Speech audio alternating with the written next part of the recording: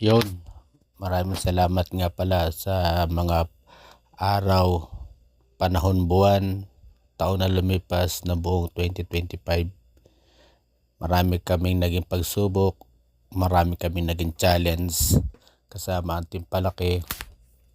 Pero lahat nakayanan, nalagpasan kasama ng paggagala, kasama ang aming kaluguran, ang buong timpalaki. Kaya ngayon, patapos na ang 2025, papasok ang 2026. Sana maging maayos kung paano namin nalagpasan ng mga pagsubok ng 2025. Mas gagalingan, mas palalakasin, mas patitibayin pa ang aming pagsasama. So yun mga tol, gusto ko lamang i-share sa inyo ang mga moment, mga magagandang alaala na lumipas sa taon ng 2025 ng aming buhay. Sasalubungin namin ang 2026 ng napakalakas, napakasigla, punong-puno na pag-asa.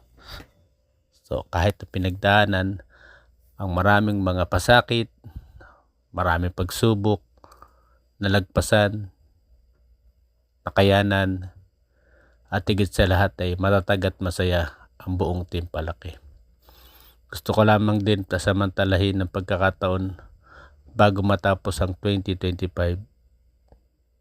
Pinasasalamatan ko lahat ng aking mga nakasamang, aking mga anak, aking mga naging sponsor, ang aking mga lugar na tinambayan, sa lahat ng kumupkup, sa aming gala, sa aming adventure ng aking kaluguran, kasama ang timpalaki, si Boss Caleb, kabila ng mga hirap, kapos sa pera, sa salapi, lahat kinakapos pero kinakaya.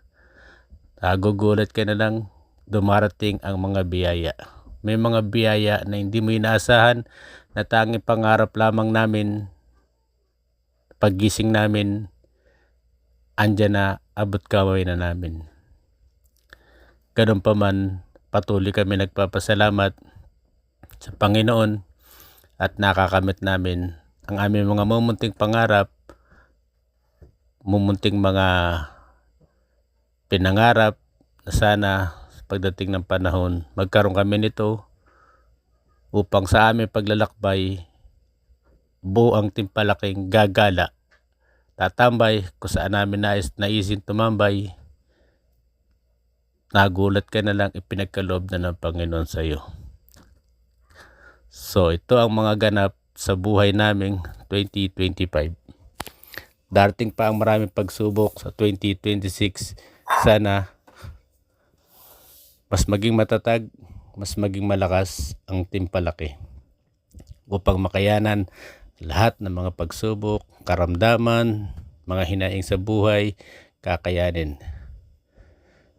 Sa kabila ng lahat, nalalagpasan natin lahat. Nakakayanan. Basta lagi lang natin tatandaan, paa sa lupa, mata sa langit, walang inaapakan, lahat pinasasalamatan, maliit na blessing, pasalamatan.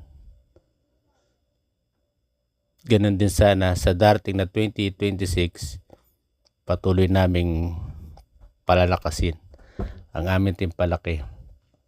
Aabotin pa namin ang marami pang lugar, mga pangarap naming marating, mga gala ng aking kaluguran, kahit sa gutom, hirap, init, nakakaya.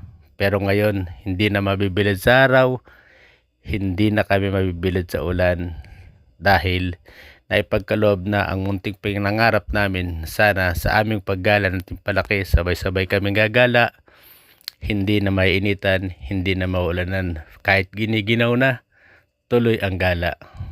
Kaya mga tol, maraming salamat sa aking mga sponsor, at syempre higit sa lahat, maraming salamat sa timpalaki, buo at matikas, walang iwanan.